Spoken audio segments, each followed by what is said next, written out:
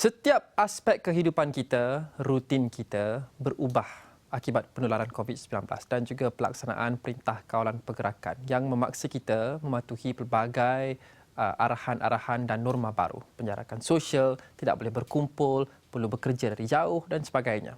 Itu fokus cerita normal baru. Kami menyingkap dan mengupas apa norma-norma baru yang dilalui bukan sahaja oleh setiap individu tetapi setiap sektor dan setiap perniagaan di negara kita. Bagaimanakah mereka melakukan perkara dengan cara-cara baru sekarang, bukan sahaja sewaktu PKP dilaksanakan tetapi mungkin untuk satu tempoh yang agak lama selepas ini, walaupun lama selepas PKP sudah pun ditamatkan. Salah satu sektor utama dalam ekonomi negara kita, sektor runcit, sektor kedai dan juga pasaraya.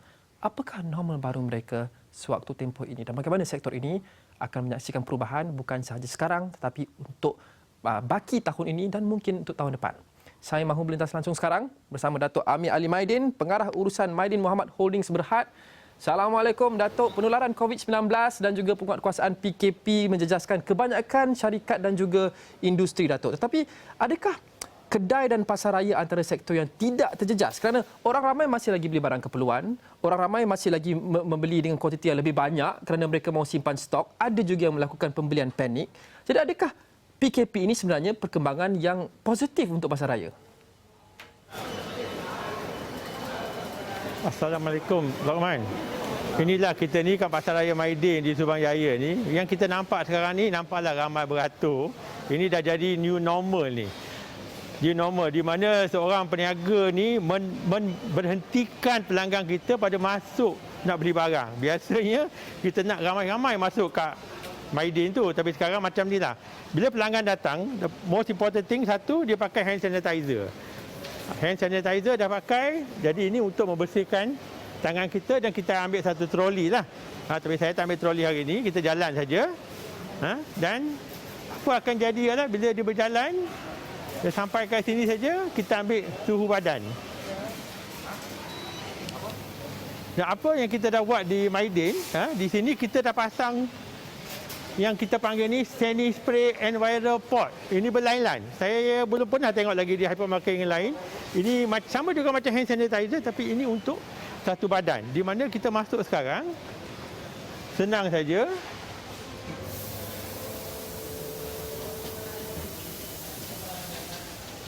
So kita rasa macam dah mandi. Macam dah mandi, itulah perasaan dia. Ni kita masuk di Maidin ni, apa yang kita buat? Kita ni tak dibenarkan pada masa sekarang ni jual barang-barang yang lain, boleh berjual barang keperluan sahaja untuk keharian.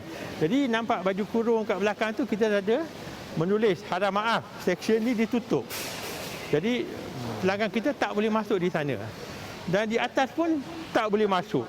Jadi sekarang pelanggan datang, dia mari, dia akan beli, biasalah mask yang saya pakai. Ini pun dia jadi new normal ni, kita kena pandai bernafas ni, pakai mask ni, pakai mask. Harga pun murah, kalau nak beli banyak RM65 aja untuk 50 piece. Tapi ada bungkusan kecil. Ada nak beli hand sanitizer, ni pun kita ada. Yang besar pun ada. Ini biasalah. Yang kecil tu selalu saya bawa satu dalam poket. Yang murtahan. Kadang-kadang kita perlu. Kita tak ketahui, kita masuk ke eskalator, masuk lift, kita tak berani, kita pakailah ni, hand sanitizer. Tapi apa yang kita nampak sekarang ni, nampak orang beratur. Jadi di hypermarket sekarang ni pun kita macam ni, apa yang kita buat, ada queue, social distancing. Ada orang kena beratur dan macam itulah sekarang. Ini dah bulan Ramadan ni, jadi ada juga orang nak beli biskut. Dah siaplah biskut-biskut ni. Tapi biasa pada masa awal-awal Ramadan, apa yang orang akan beli ialah bakuma. Bakuma lah yang orang beli. Nampak orang beratur sekarang. Jaraknya kurang-kurang 1 meter. 1 meter, kurang-kurang 1 meter. Assalamualaikum. Banyak kuma. Okey, Datuk, kita lihat orang ramai di situ, sudah tentu mungkin kerana hari pertama Ramadan, Datuk, dan kita lihat orang berpusu-pusu pergi ke pasaraya dan kedai runcit. PKP ini banyak memberi kesan kepada kebanyakan syarikat dan industri lain, tetapi adakah industri pasaraya dan kedai ini sebenarnya lebih untung sewaktu PKP ini? Tak, kita pasaraya pun masa untuk berniaga pun dah singkat ya. Masa untuk berniaga pun dah singkat. Itu satu cerita dia. Yang kedua, ramai pelanggan yang membeli barang-barang tu dia nak beli barang makanan saja dan barang keperluan. Barang lain mereka tak beli. Jadi untuk macam pasaraya Maidin ni, biasalah kita jual barang-barang ni yang makanan ni kurang keuntungan, tapi terpaksalah pada masa sekarang ni kita jual barang macam ni. Nenas, ni yang biasa orang suka belilah kalau dah bulan puasa ni. Watermelon, tembikan merah. Datuk, apa antara cabaran lain yang dihadapi oleh pasaraya seperti Maidin? Kerana kita lihat, barangan yang mereka boleh jual mungkin lebih terhad, tapi orang masih ramai. Tapi ada juga sisi-sisi lain, sebagai contoh mall seperti Maidin, kedai-kedai yang lain yang bukan pasaraya terpaksa ditutup. Adakah itu yang dihadapi oleh Maidin juga? Tak, kita ni memang kedai-kedai yang kat luar, kat Maidin Mall ni, kita pun terpaksa tutup. Tapi cabaran pertama ni ialah untuk kita nak pastikan pelanggan-pelanggan kita ni faham kenapa kita buat social distancing. Itu the first challenge. Tapi ramai yang faham sebab kita pun dah ada barisan, ada letak pengawal, jadi orang tahu lah dia akan beratur. Jadi ini tempat yang nak timbang. Biasanya orang beratur kat sini lah ramai. Tempat bertimbang nombor satu. Yang kedua tu biasanya ramai tu orang nak beli ayam lah. Pasal ni biasa nak buka puasa ni. Tapi orang masih ramai di situ, Datuk. Khasnya di kawasan bahan-bahan segar tu, bahan-bahan segar tu. Bagaimana Maidin memastikan penjarakan sosial masih lagi dipatuhi bukan saja di cashier tetapi di kawasan-kawasan seperti ini? Betul. Orang dia ramai tetapi apa yang kita terpaksa buat, kita kena hadkan. So bila kita nampak, kalau boleh ikut saya tunjukkan, di luar tu kita bukan saja hadkan di luar saja, tapi bila dimasuk di pasaraya pun, sebab tempat ramai yang masuk tu nak beli barang basah. Jadi ramai yang orang masuk kat sini. Jadi apa yang kita buat, kita ada dua barisan. Barisan pertama yang kat luar tadi, yang kita hadkan, tetapi yang inilah yang mustahak. Jadi kita nak pastikan tak ramai orang. Jadi apa kita buat, kita hadkan lagi sekali di sini. Jadi di sini pun nampaklah orang beratur tadi. Lagi satu, jadi ada sini ada satu orang kontrol. Orang dalam bagi tahu boleh masuk 5 orang, dia buka dia masuk 5 orang. Kat sini pun semua kena jaraklah. Dalam satu-satu masa, Datuk, berapa ramai orang yang dibenarkan masuk ke dalam pasaraya itu, dalam hypermarket itu? Sebab hypermarket di Maidin ni memang besar. Memang besar. Ya, biasa tu kalau kita tak ada hadkan, kita boleh ambil lebih kurang 6,000 orang di pasaraya ini. Tetapi sebab sekarang dengan kita kata kontrol social distancing, jadi tempat yang basah ni saja, apa yang kita patut buat, tak lebih pada 100 orang boleh masuk di dalam sini. Tapi di pasaraya apa yang kita buat, 200 orang boleh masuk. Jadi 200 orang masuk, tapi di sini 100 orang saja. Itu yang mustahak. Tapi 100 orang tu bukankah sedia kebunyiannya macam masih lagi ramai lah dalam kawasan yang tak apa begitu luas tu? Tak, itu nak kata ramai tak ramai sebab yang nombor satu, mereka akan dihadkan. Dihadkan di mana mereka akan beratur. So, most important tu is social distancing. Nak kata orang tak bagi masuk, susah juga. Orang nak beli barang. Jadi dalam keadaan begini, yang mustahak sekali ialah social distancing dan kita nak pastikan orang pakai mask. Walaupun kita tak boleh hadkan orang masuk kat pasaraya tak pakai mask sebab kita tak ada kuasa undang-undang, tapi kita kalau boleh kita bagi tahulah pelanggan kita pakailah mask untuk keselamatan mereka sendiri. Ini satu yang mustahak. Jadi kita nampak sekarang bila saya keluar ni, nampaklah kedai-kedai, ini optician tak boleh berniaga, tutup.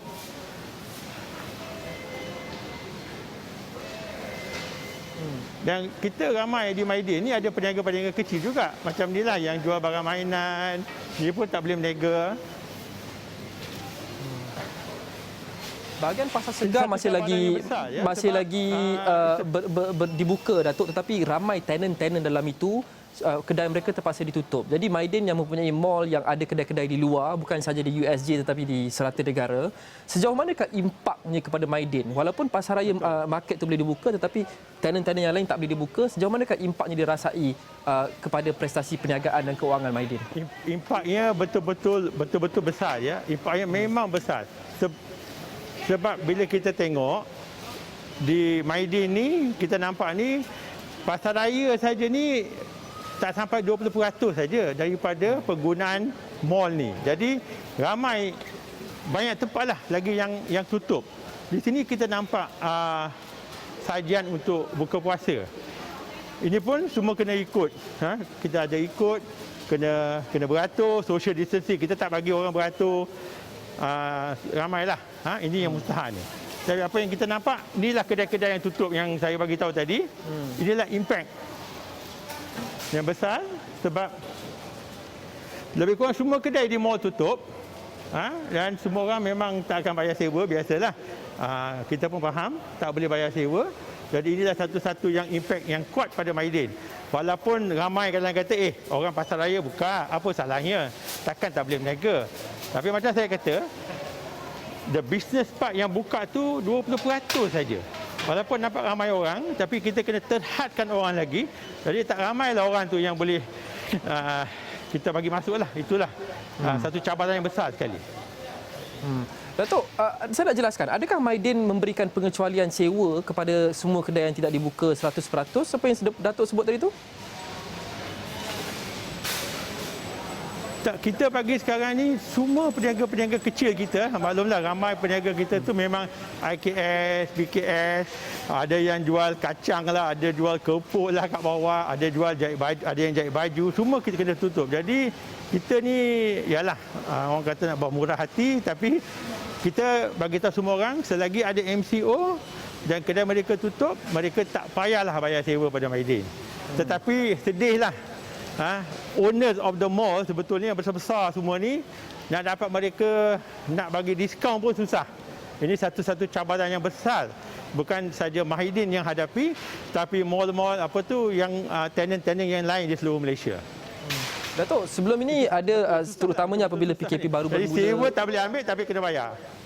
Terutamanya apabila PKP baru bermula 18 Mac lepas, kita ada menghadapi sedikit kesusahan kadang-kadang untuk dapatkan bekalan bahan makanan seperti sayur dan sebagainya. Adakah masih lagi ada terdapat sedikit cabaran untuk Maidin mendapatkan bekalan-bekalan bahan mentah yang penting ni, ayam, daging, sayur, telur dan sebagainya?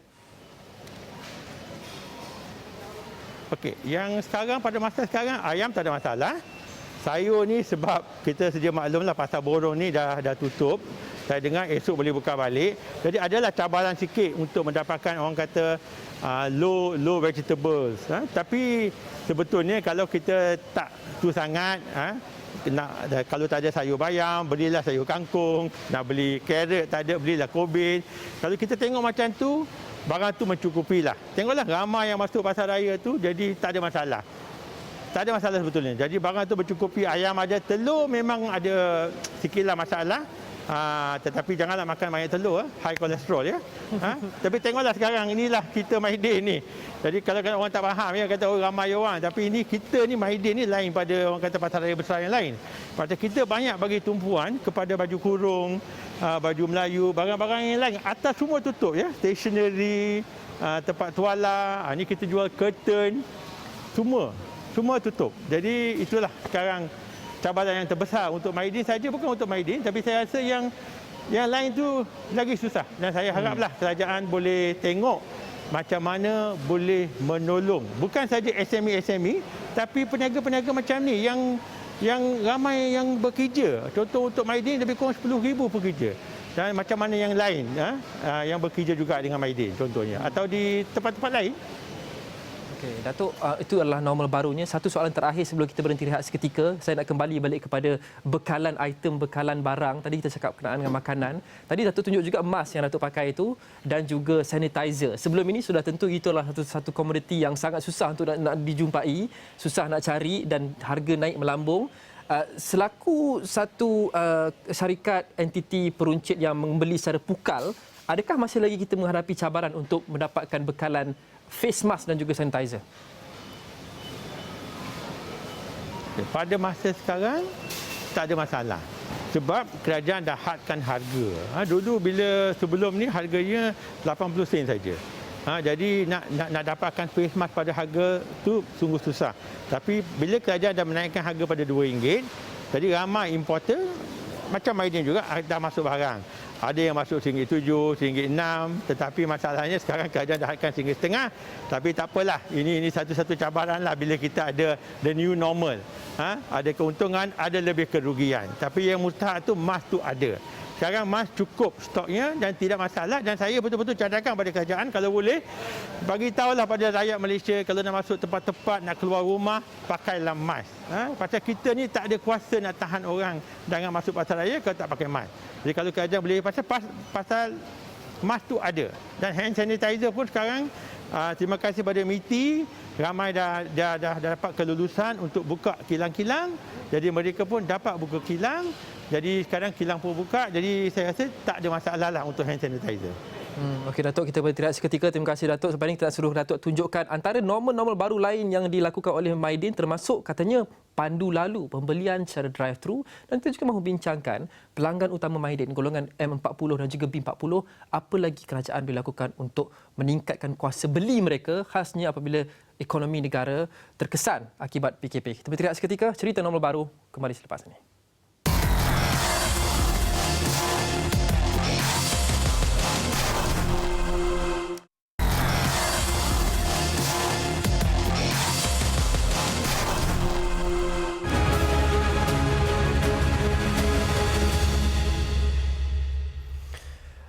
Bertemu kembali dalam cerita normal baru. Segenap aspek rutin dan juga kehidupan kita semuanya terpaksa kita sesuaikan dan ubah akibat penularan COVID-19 dan juga pelaksanaan Perintah Kawalan Pergerakan yang meletakkan banyak had untuk kita bergerak dan sebagainya. Itulah yang dinamakan normal baru. Dan normal baru ini bukan sahaja dilalui oleh semua orang, tetapi semua industri dan sektor di dalam negara, di dalam ekonomi kita.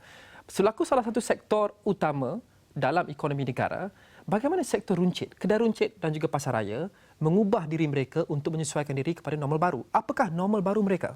Saya mahu melintas langsung sekarang dengan Datuk Amir Ali Maidin, pengarah urusan salah satu rantaian pusat membeli belah terbesar di Malaysia, Maidin Mohamad Holdings Berhad. Okey Datuk, tadi kita cakap berkenaan dengan normal baru. Sudah tentu yang perkara yang biasanya adalah perlu menghadkan bilangan pelanggan yang masuk, social distancing, perlu membersihkan tangan, perlu menyuruh orang pakai topeng muka, dan di dalam kawasan mall yang lebih besar itu juga normal barunya malangnya adalah kedai-kedai lain terpaksa ditutup sekaligus menjejaskan sedikit sebanyak pendapatan pasaraya seperti Maidin.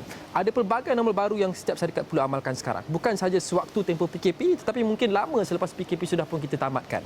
Apa antara normal baru lain untuk Maidin dan juga sektor pasaraya bergerak ke hadapan? Yang belakang tu Datuk, apa dia Datuk? Dan sekarang ni apa yang kita buat ialah ni the new normal. Pasal ada juga ramai yang tak sempat nak masuk kat kedai, dia kata takut ramai sangat pelanggan ke. Jadi mereka apa yang buat, kita ada sekarang Maidin Express. Maidin Express ni sekarang ni senang aja, mereka boleh order online. Mereka order online dan bagi untuk pagi, katalah dia nak order barang pukul 9 pagi sampai pukul 12 dan dia pick up, dia boleh angkat lepas pukul 2 petang. So sekarang macam ni nampak ni, okey, inilah pick up dia. Pelanggan tu boleh datang dalam kereta, tunjuk nombor kereta, tunjukkan order, apa order yang dia bagi. Boleh buat pembayaran, macam buat pembayarannya. Dia boleh tengoklah apa barang yang dia order tu yang betul ke tidak betul, boleh cek balik, buat bayaran dan ambil barang. So boleh beratur, jadi dia tak payahlah keluar daripada kereta. Ini yang betul-betul senang orang kata. Dan mereka boleh mengambil masa ya. Dia nak pick up pukul 2 ke pukul 3 ke, ada yang habis kerja pukul 5, pukul 6. Dia boleh pick up dan senang. Ini yang orang kata yang new normal lah. Orang yang nak beli barang kering, barang basah, semua senang. Jadi sekarang kita pergi kita nak tengok ni yang saya cerita tadi, ramai IKS PKS yang jadi orang kata Maidin punya tenant ya, semua tutup. Nampak satu persatu. Inilah satu-satu yang sangat sedih. Jadi saya haraplah kalau boleh kerajaan, apa kerajaan boleh buat. Sebab pasar raya besar macam ni biasanya kita ni ikut SOP. Jadi kalaulah peniaga-peniaga kecil ni sebagai ni boleh juga diberi approval untuk mereka membuka kedainya. Jadi kalau mereka pun boleh buka, Dan mereka pun boleh kita boleh akan adakan pelanggan dia boleh beratur. Ada social distancing, jadi senang. Jadi kalau senang ya, barulah mereka dapat cari makan. Kita faham kerajaan kena buat balancing daripada takut-takut penjakitan COVID-19 nanti ramai pula dapat kan. Tapi kalau untuk pasaraya yang besar, mereka ada tempat dan bila ramai masuk pasaraya macam ni, they tend to be a bit more disciplined. Dan kita ada orang kata security guard, macam contohlah macam nak buat pembayaran pun kita ada tempat. Mereka kena beratur. Nak bayar, dia pun beratur. Semua tempat boleh beratur. Okey Datuk, Mydin bukan sahaja menjadi tempat di mana banyak syarikat PKS dan syarikat kecil bergantung, tetapi pelanggan juga begitu. Mungkin selamat untuk kita katakan bahawa kebanyakan pelanggan Mydin adalah dalam golongan M40, M40 bawah dan juga B40. Kerajaan baru-baru ini melalui beberapa pelan telah pun mengumumkan banyak insentif, pemberian one-off duit dan sebagainya. Jadi selaku pengurus pasaraya Mydin ini, adakah Mydin dan Datuk merasakan bahawa langkah-langkah kerajaan ini telah berjaya untuk membuatkan orang ramai berbelanja dengan lebih banyak? Saya rasa langkah kerajaan ini memang tepatlah. Dan saya tak sedih hati sebetulnya bila kerajaan mengumumkan MCO yang pertama, sebab saya rasa inilah kerajaan yang patut buat keputusan yang memang tak popular pada masa dulu. Kita pun semua peniaga pun semua marah. Alah, tak boleh berniaga, tak boleh cari makan. Tapi bila kita tengok sekarang, kitalah satu-satu negara yang tak ramai yang dapat COVID-19. One of the lowest kalau kita nak compare dengan jiran kita pun. Jadi inilah satu kebaikan lah. Kerajaan dah buat keputusan dan saya harap dengan extension MCO ni, kerajaan bolehlah bagi kelonggaran sikit di mana pelanggan-pelanggan bolehlah beli barang-barang keperluan dan mereka boleh buat social distancing. Saya rasa dan memanglah apa orang kata insentif yang kerajaan bagikan kepada B40 ini memang menolong mereka dan memang menolong peniaga-peniaga macam Mydin juga sebab ramai pelanggan-pelanggan Mydin daripada B40 dan M40. Jadi saya pun banyak berterima kasihlah pada kerajaan dan pegawai civil service yang mereka lah yang kena fikir pejabat awam mereka kena fikir what are the challenges and macam mana kita nak buat apa yang patut kita buat untuk kebaikan negara kita. So, kita pun banyak terima kasihlah pada semua pejabat awam kita yang bekerja kuat untuk mendapatkan. Okey. Datuk, kita ada lebih kurang 2 minit saja lagi. Soalan terakhir saya, Datuk tunjukkan banyak syarikat-syarikat kecil untuk satu negara. Syarikat-syarikat kecil di Mydin itu dan PKS sekarang ini. Mydin adalah salah satu contoh kisah kejayaan keusahawanan Malaysia. Kini sudah berskala besar dan menjadi jenama yang dikenali ramai. Tetapi perjalanan Datuk dan keluarga untuk sampai ke tahap ini sama mencabar seperti perniagaan lain. Kedai pertama Mydin dibuka pada 1957 di Kota Baru sebagai kedai runcit biasa dan pengembangan pun tidaklah berlaku dengan cepat kerana kedai kedua Mydin hanya dibuka 20 tahun kemudian. Ramai usahawan di luar sana, sama ada yang mengusahakan kedai runcit atau perniagaan lain, mungkin pengusaha kedai-kedai yang Datuk tunjuk tadi yang sudah pun terpaksa ditutup, kini mereka berada di tempat Datuk 20-30 tahun lepas. Mereka baru nak buka perniagaan melalui susah payah untuk mengembangkan perniagaan. Kemudian datang COVID dan juga PKP, semua runtuh semula, kedai semua kena tutup dan mungkin mereka perlu mula daripada kosong. Ini mungkin akan demotivate usahawan-usahawan kita, khasnya usahawan Bumiputera, usahawan tempatan. Jadi, apa pesanan Datuk kepada mereka? Pesan saya ni kita kena banyak bersabar Macam Perdana Menteri kita kata, after every rain, there is sunshine. Apa-apa keputusan yang kerajaan membuat ni memanglah untuk kebaikan negara. Jadi kalau boleh kita ikutlah arahan kerajaan dan kita banyak bersabar. Dan kita inovatif buat kerja-kerja yang lain. Macam kita ada orang kata personal shopper yang datang ke Mydin membeli barang untuk orang-orang yang tak dapat datang. Dan pada masa lagi-lagi bulan Ramadan ni, marilah kita menolong orang ramai yang memerlukan pertolongan kita.